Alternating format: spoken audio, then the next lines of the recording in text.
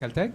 So Fernando will talk about holographic quantum error correcting codes, and this is joint work with Beni Yoshida, Daniel Harlow, and John Preskill. Okay, thank you for the introduction. Okay, so I'll talk about something which is very related to what Patrick was mentioning earlier, and it's essentially giving tensor network models of holography and making this connection between holography and quantum error correction. And for this work, I really have to thank one of our collaborators, Daniel Harlow, for actually making the connection with his co-authors. So he was the one who came from this high energy gravity perspective, and they realized that from this bulk boundary reconstruction that there should be an interpretation of this in terms of quantum error correction. And okay, so Beni, John, and myself are used to quantum error correction, but we didn't know anything about holography. And this opened the door for us to learn about it and sort of get some intuition of what this holography business is. Okay, so what's the motivation? Well, first of all, I already mentioned one motivation, which is to try to understand holography. So we're going to try to use quantum information tools such as tensor networks, quantum error correcting codes, perfect tensors, to understand holography and this gravity duality, possibly. But also, as quantum information theorists, we have some other motivations, which is, well, to find some other new cool codes which might help us in the construction of a quantum computer, or might give us new ideas for quantum information. And this has already happened before. So if we think about topological codes, the insight came from condensed matter theory. Kitaev knew condensed matter theory, knew quantum information, and he said, bam, let's do these topological codes. Can we do the same thing with holographic codes? Maybe. Up to now, we've had a good reception with the community of holography, but gravity. But let's see if we can find some nice applications in quantum information. Okay, so even though Patrick already introduced you to all this, I'll give a very quick bird's eye view. So in holography, one has two systems which are unitarily equivalent. One is a system that has gravity in a bulk. So this is bulk d plus 2-dimensional. And boundary is the CFT, conformal field theory, d plus 1 dimension. The plus 1 is to specify that one of the directions is special, it's time. And we have a dictionary relating objects in these two theories. So we have, so the theory is the bulk is weakly coupled gravity, boundary strongly coupled CFT. You have bulk fields, boundary operators. The radial direction roughly corresponds to a renormalization direction. Bulk geometry or minimal surfaces correspond to entanglement in the boundary. So it seems that we have several of these correspondences. And in particular, one can ask, OK, what happens if you have some operator acting at some location in the bulk? How does that correspond to an operator in the boundary? And there's this argument based on general relativity that says, OK, let's take a constant time slice. This red line is a constant time slice on the boundary. I can define the future diamond and the past diamond of this as points that are only influenced by this by events here, or points that are only influencing events here but not outside of that line. And this gives me a causal diamond in this boundary CFT. And now I can say that if I have a point x in the bulk, such that I have a line that starts in the boundary, a time-like line that starts in the boundary, goes to x, and ends in this same boundary diamond, then that means that I can reconstruct this operator fully on this piece of the wedge, on this what would correspond to that line. And I do that by doing some Heisenberg evolution of operators. But this is this Hamilton, Kabat, and Lifshitz construction that Patrick mentioned to you. OK, but this leads to some somewhat of a contradiction or some kind of paradox, because that means if I have an operator here, I should be able to map it everywhere but here. So I can exclude any point that I choose. And in fact, I can choose the point that I exclude in an arbitrary way. So that means that this operator, which is acting on x in the bulk, now I'm thinking that this is omega is a bulk state. This capital omega is this boundary state, it should be mappable in different ways onto the boundary and should commute with all local operators in the boundary. So a naive conclusion would be that it has to be the identity. But that's not true, because we're already making an assumption about the state in the bulk. And that assumption is carrying its geometry. So we're assuming this uniformly negatively curved geometry that allows us to pick all these minimal surfaces in this way. So what I'm saying here is that, for example, this point x, I can map it to boundary region A, or I can map it to boundary region B. In fact, this paradox can be made even a bit sharper. So I can pick 3 regions such that they jointly cover the full boundary, but don't intersect. And I can represent an operator. So let's say omega is bulk state, and this rho and sigma now are boundary states.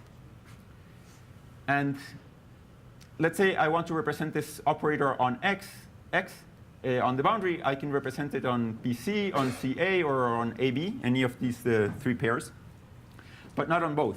And if I think of omega and act omega on which I act x, these are 2 different states. So they should map to different states in the boundary. So here I'm applying some. So this sigma is the state rho to which I applied the equivalent of this x operator. But what I'm seeing is that when I restrict to A or to B or to C, these states have to look the same, because this x twiddle, I can choose it such that it doesn't have support on any of these single regions.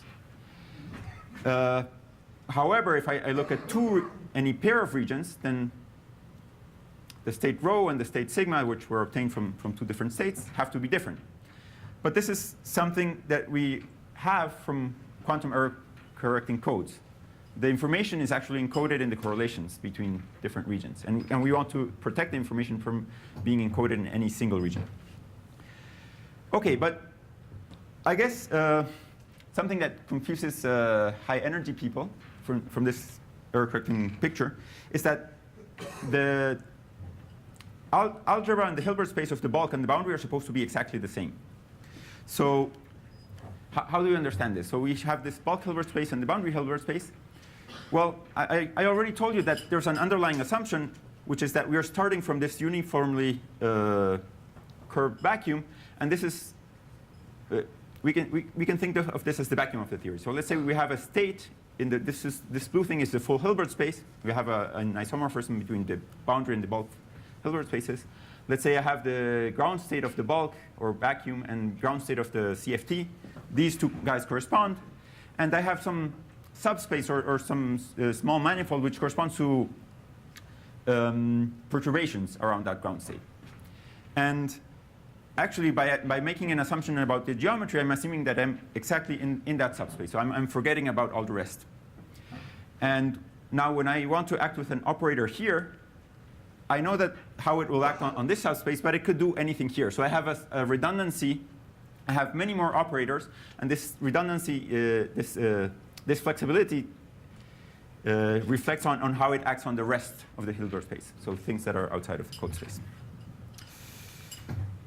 OK, so now let's try to convince ourselves that this bulk boundary locality can be mapped to quantum error correction. So we have this picture in which we mapped an operator x into region A or region B. Well, let's take the 5-qubit code. I have some logical z operator.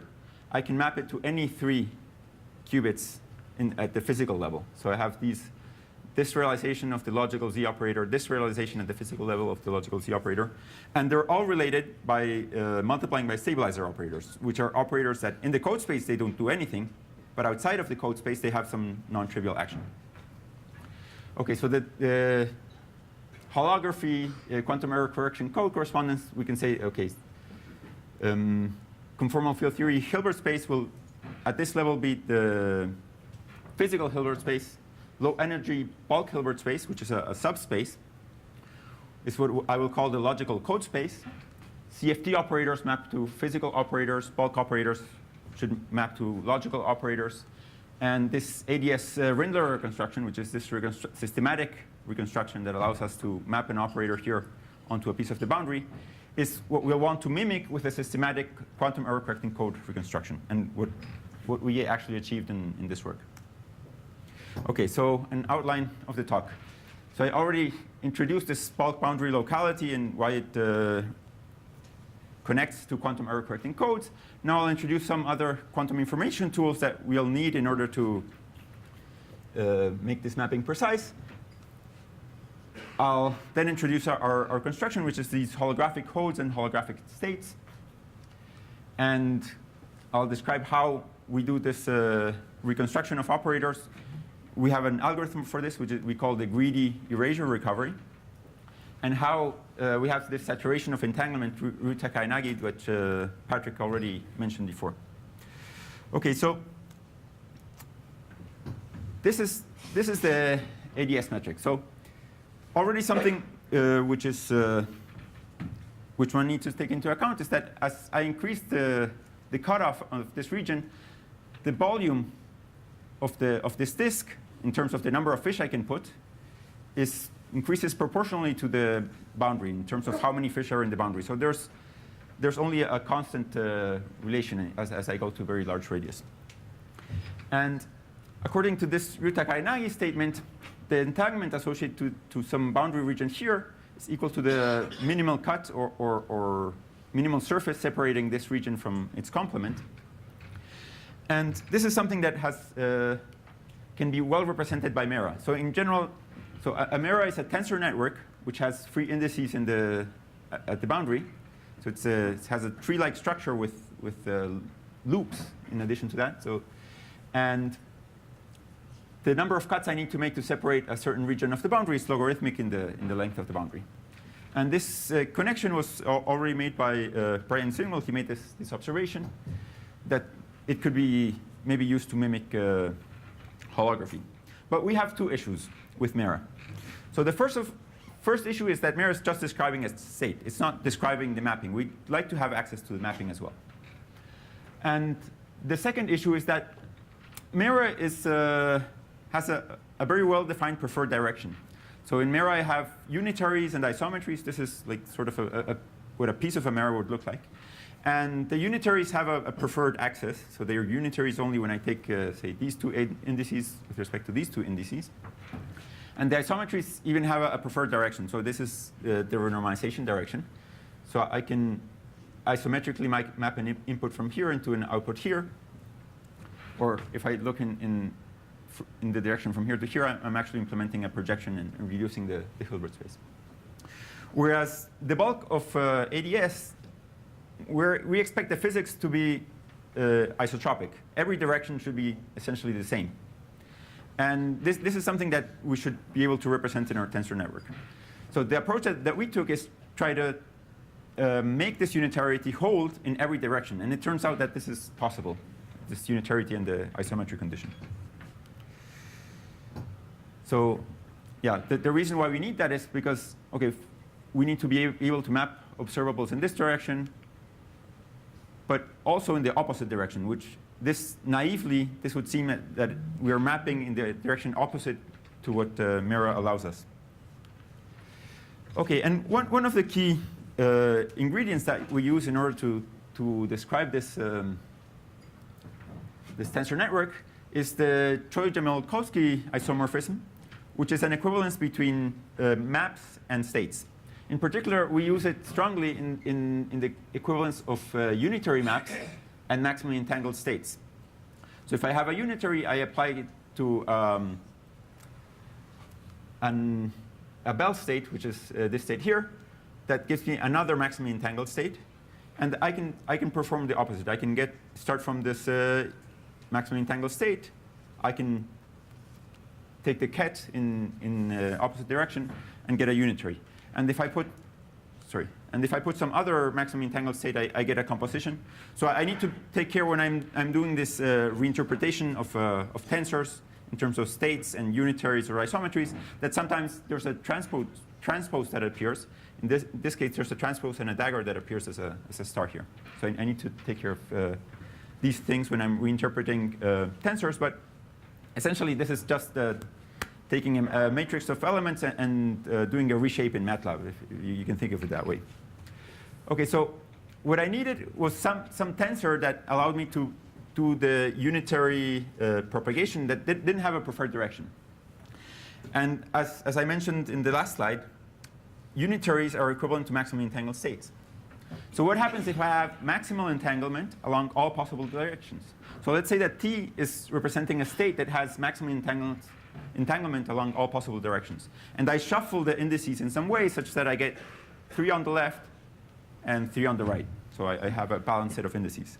Well, since these 3 and those 3 are maximally entangled, then I can actually interpret that tensor as a unitary that will depend on the tensor and how I permuted this pi, which is how I permuted the indices.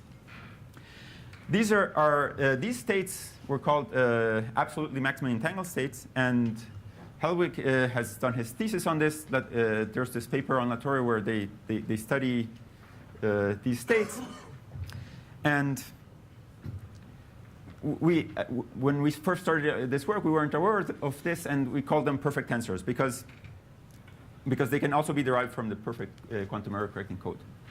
In fact, they can be described in this code theoretic notation. So this is a code using 2k physical qubits encoding 0 qubits, and with distance k plus 1 on base bond dimension chi, or each qubit has the dimension chi.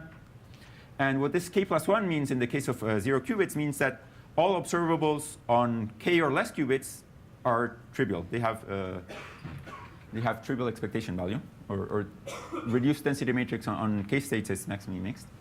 But if I take k plus 1, then I get non-trivial expectations. And in fact, all my stabilizer generators will be of weight k plus 1, if I describe that as a stabilizer state. OK, so let's give an example. The first example, which is already in this work by Daniel Harlow, Ahmed, and Kai Dong, is this 3-qubit error detecting code. So it's you have 3 physical qubits, 1 logical qubit, and it detects 1 error, so it has distance 2. And it's a very simple map. So this is the logical 0, logical 1, logical 2, and the difference between any consecutive indices here gives me the logical state. So from any 2 states, I can get what component I am in the Z basis. And OK, this is a qubit code. So I need the qubit Pauli operators if I want to describe it in the stabilizer formalism. So this is the raising operator, and this is the phase operator. And I can describe this code with a stabilizer group. In fact, so I see that here I can add 1 to all the elements. So this is the X operator everywhere. And I get, again, the same state. So I add 1 to every component. Or I can take a phase, which is the sum of the phase from the first guy minus 2 times the second guy plus the third guy. And I also get a +1 eigenvalue. So this is a stabilizer for this code. And the code as a tensor, I can represent it like this. I can say, OK, I have this input 1 qubit, and I output 2 qubits. I have a tensor that does that. Or I can write it as a triangle because I want to. But now, how do I get a stabilizer for the state? Well, I need to add. So I knew that the Paulis in the stabilizer stabilize this tensor. But also, if I apply a logical operator to the input, and I apply the Pauli that implements that logical operator in burst on the other side of this tensor T, then I should also be doing something trivial. So from that, I get 2. So I start from the previous stabilizers, and I add the identity on the logical leg. So I have this S stabilizer group. But I also add the logical operators and their physical implementation. And this gives me 2 more logical stabilizers for the state corresponding to this T. So this tensor T is actually a stabilizer state if I think of it as a state. If I think of it as a unitary, it's a Clifford unitary. OK, so actually, that means that I can also think of this tensor as having 4 legs, and I can choose any of these 2 legs and see them as the input of a unitary and any 2 as the output. And this circuit here, this controlled knot and control knot in the other direction, is the circuit implementation of this tensor. It has 2 input indices and 2 output indices. in the Q databases. And we have another example, which is the one that we use for our code, which is the 5-qubit code. And I'll quickly skip through this because I'm running out of time. But anyway, so this is a cyclically symmetric code. And we can tensor contract operators there. And if we leave bulk operators, then that means that this is a code. If we can reconstruct everything. If we don't leave bulk legs here and just have these dangling boundary legs, then that's just a state.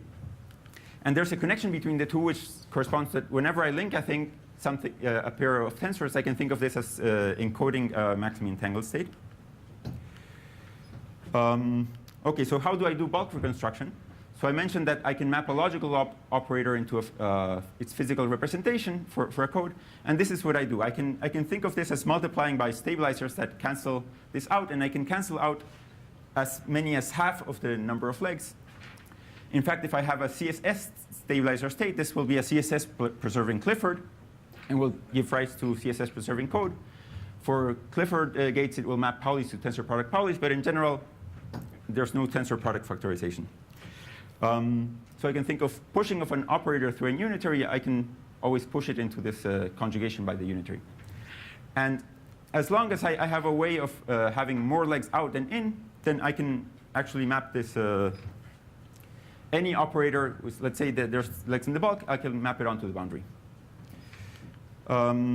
So now how do we determine, let's say we have access to a certain subset of qubits, and not the full thing. How do we determine what we can build? So here we have our algorithm, which is the greedy algorithm, which is essentially based on whenever I have access to half of the legs of a tensor or more, I can add it, I can include it, it's alive, and I can do this recursively. So once I have access to some guy here, I can use these legs as output, so I can map in that direction. And this essentially gives me the full absorption of the code. In this case, this is at 25 physical qubits, 11 logical, because I have 11 pentagons, and distance 3, because there are 3 qubits. And this order in which I absorbed the tensors gives me a unitary interpretation. So I can now think of applying this unitary, which is U1 is all tensors 1, U2 is all tensors 2. And this is essentially the decoder that allows me to decode from erasure of the red qubits. OK, again, this similar unitary interpretation allows me to get the stabilizers from the code, assuming that I have access to all the boundaries. Now, the point is that whenever I have access, say, to 4 or to more than half of the boundaries, I can think of turning one leg around and think that this is actually encoding a local bell pair. So I'm distilling entanglement, and I can get this map the stabilizers of this local bell pair onto the stabilizers of the code. And OK, this greedy wedge reconstruction essentially mimics the causal wedge reconstruction. I have a causal. I can apply this greedy reconstruction on some patch and on some subregion and get something equivalent to the greedy reconstruction. So once we have a code, we can look at properties such as distance and code threshold. In this case, the distance is not good because I have qubits in the boundary. But in fact, I have some logical operator here that goes deep inside the bulk and also has low weight at the level of the boundary. So in this case, level 4. But what I can do is I can do a mix. And nobody's forcing me to have this uniform pentagon tiling. I can do any tiling I want. And in fact, so here I can alternate pentagons and hexagons. And here we can actually provide an analytical threshold proof. The threshold proof is like similar to concatenated codes, except I have some short-range correlations in erasure probabilities and get some non-trivial erasure threshold. So what I'd be interested in is see if I can reconstruct beyond this causal wedge, so that point there. And in particular, when I have many boundary regions and not just 2, there's a large difference of this entanglement wedge, which is the minimal surface, the global minimal surface. So this doesn't correspond to a continuous minimization. And it turns out that I can apply this greedy algorithm if I have just one logical qubit, and I get an erasure threshold, which is very close to 1/2. OK, so something I won't be able to get into is that for